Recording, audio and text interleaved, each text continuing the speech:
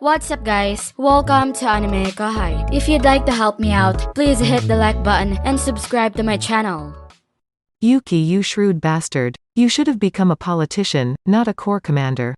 Even those who were not paid off seemed to agree with Yuki's sincere attitude. This provoked Calgurio, making him raise his voice.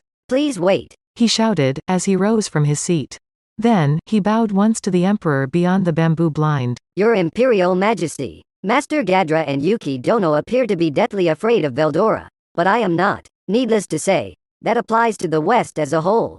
It is my desire to give your Imperial Majesty peace of mind, so by all means, order my humble self to dominate. Then I, Calgurio, will risk my life to deliver. Calgurio's speech to the Emperor shocked everyone in the room. Speaking directly to the Emperor was a woefully imperious thing to attempt. What the? How dare you do such an outrageous thing? You know that's unforgivable, Calgurio Dono. Calgurio, are you stealing a march from me? Your Imperial Majesty, my Magic Beast Corps is also ready to go into battle at any time. By all means, order us to go into battle as well. At this point, even Gladium presented his corps. As if in panic, Yuki followed up. Then, please entrust the investigation to the Mixed Corps. As Yuki stood up, the three commanders bowed together. Now that it had come to this, only the Emperor could suppress the situation. No, there was one other person. She stood up on the other side of the bamboo blind and laughed charmingly, the Supreme Commander of the Imperial Army, the Marshal. Be quiet, you foolish ones. You are in the presence of Ridra-sama. To address the Emperor by his name was a reckless action that no ordinary person would ever be allowed to commit. And here the one who calmly did just that was the one person who was awarded the rank of Marshal. In the Empire, the word Marshal was synonymous with the strongest. Only a handful of her associates knew who she really was. Her name remained unknown to the public, and it was said that she always stayed by the Emperor's side to protect him. At the word of someone carrying that lofty rank, the room fell silent once more. As they prostrated themselves all at once, a voice rang out from above. What is it with Veldora? He interrupted our last great expedition, but did it shake the Empire? No, ma'am. Of course, for this Empire carries the blessing of His Great Majesty. Yes, ma'am. An atmosphere, which while not overpowering, was something no one could defy, dominated the room. Yuki, was it? The Marshal asked. You've been in the Empire less than a year, but your achievements are impressive. However, you are cowardly. Too cowardly. Do you know why the Empire has not made a move since Veldora's resurrection? It's because we were not ready. Yuki, confused why this was brought up out of the blue, tentatively gave her a safe answer. The Marshal, however, laughed scornfully. Wrong. It's because of the foolish ones who are trapped by their fear of the past, giving all sorts of reasons just to escape. Isn't that right, Gadra? Yes, ma'am. Deep down, everyone knew that was true, and even Gadra couldn't deny it. It was true that he did not discuss whether or not they could win against the Storm Dragon and carried on being adamant about avoidance. He had no room to object. But what's the matter with her? Why is she so impatient now? Gadra was one of the few people that knew the Marshal's true face. That's why he felt that the Marshal, who had always remained aloof, was somewhat impatient. But he could not question that here. Without knowing why, a vague sense of unease had crept up on him. The Marshal continued pressing questions. Don't you think it is highly unlikely that negotiating with Dwarf King Gazel would go smoothly? I don't think you do not understand that, so why are you insisting?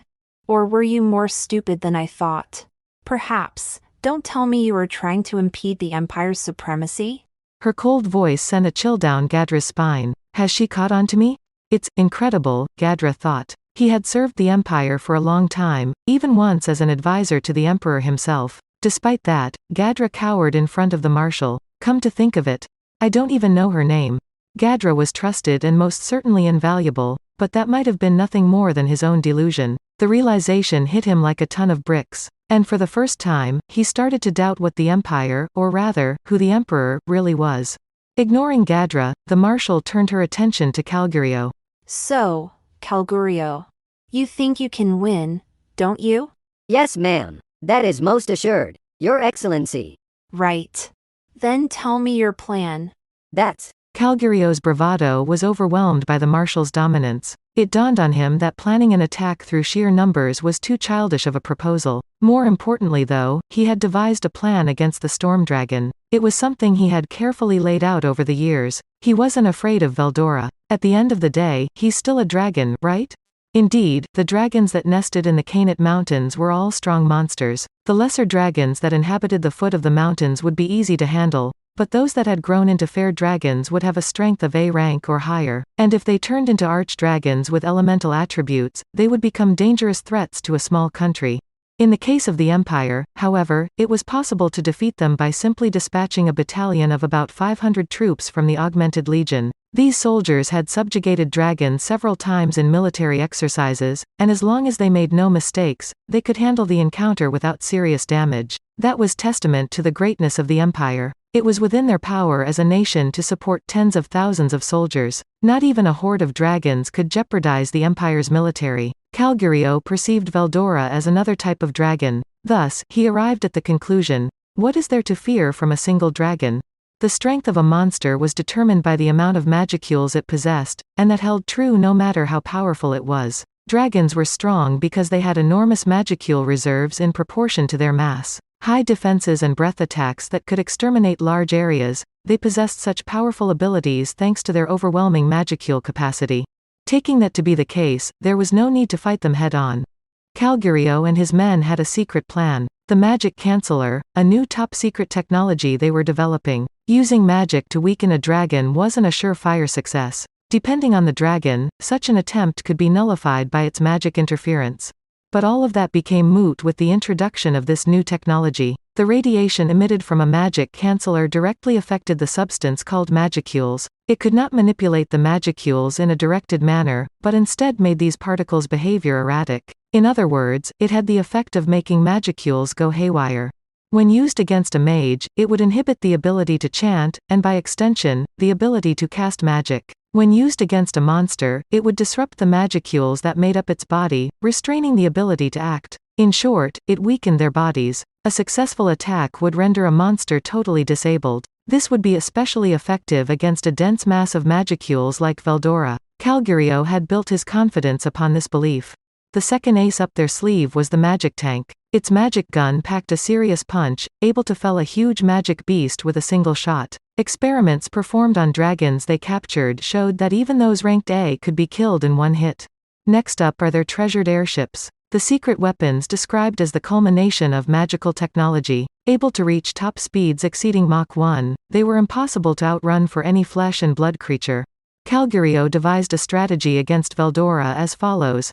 Fast-moving soldiers would lure out Veldora and pin him down by activating the magic cancellers placed in the forest. As a follow-up, the airships would then focus the rays of their magic cancellers on Veldora to immobilize him completely. And then, for the finishing blow, volley fire from the magic guns mounted on 2,000 magic tanks. With this, surely, even that ancient, evil dragon would meet its demise. Let's say it did survive. No matter how strong these true dragons are, there is no way it could make it out unscathed. Gathering intelligence was key to increasing your odds during a battle. With all of the dragons they had buried came a wealth of information. Calgurio had absolute confidence in their chances of victory. However, when he was going to explain it to the marshal, he became reserved in his speech. That's why we will deploy the tank division and then lure the evil dragon there. Since he believed that the sheer amount of resources at his disposal guaranteed their victory, he held off on finalizing the details of their strategy until they arrived on site. Even if the roads were unusable, their tanks had no issues cutting straight through the forest. Apparently, there was also a road leading up to the Dwarven Kingdom, one they had heard was wide enough to accommodate a tank with ease. He also estimated that deploying the tanks wouldn't pose any hurdles, but answering to the marshal with vague statements was unacceptable. I was so focused on strengthening our military power that I neglected to investigate the location. That's where I messed up, huh? Calgurio had to face the bitter reality. How incompetent. It appears you have gravely misunderstood. What are you going to do after destroying Veldora?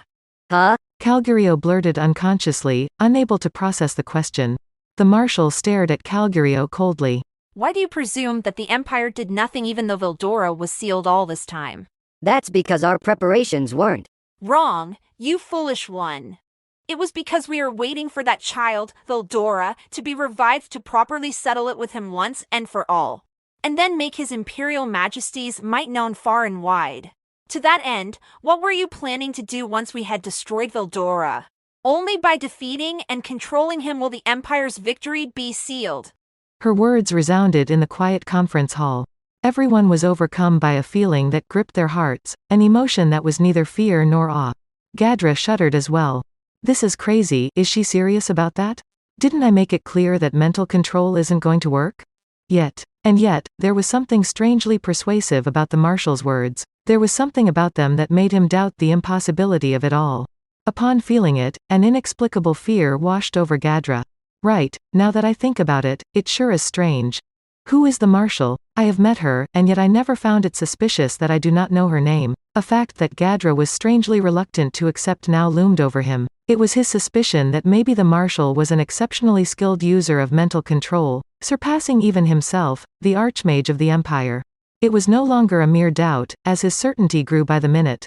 Gadra opened his eyes and gazed intently at the bamboo blind. A delicate silhouette appeared to be visible, a shape beyond the most eldritch of horrors imaginable to Gadra. Caught up in the illusion that one of the true dragons had manifested in human form, he hurriedly brushed aside the idea. Everyone swallowed nervously, the tension in the conference hall was palpable. Well then, I'd like to propose a plan. The voice of a young boy echoed in the silent hall. It was Yuki. His courage for speaking out in that moment was commendable. Do tell. A voice, as gentle as it was cold, permitted Yuki to speak. Yuki bowed while burying his inner thoughts. I believe that now isn't the time for quarrels, and each corps should set aside their differences. Please allow me to speak openly. Following this preamble, Yuki began to propose his strategy with a solemn look. Commencing the invasion, the armored corps would enter the territory of the Great Jura Forest from the east. Demon Lord Rimmeru's troops were currently gathering near the intersection between the Great Jura Forest and the Great Amald River. According to reports, they had fortified an inn-town there as their base of operations and were on high alert. The marching route of the Imperial Army passed between the Kainat Mountains and the Great Jura Forest. There was no road in the eastern part of the Great Jura Forest, rendering that route far too slow. That's it for this video, guys. Thank you for always watching my videos and supporting my channel. Shout out to the new members of AnimeKouhai supporters: Kingsley Mylas, Arijit Das, Michael Rogers, Jordan, Kemal Ebanks, Chris Duncan Jr., Isaac. Thank you so much for helping out. Shout out to the commenters: Linglong Pagoda, Franklin Rourke, Wabbalabadabdab, Asura Asu. I'll see you guys in the next video.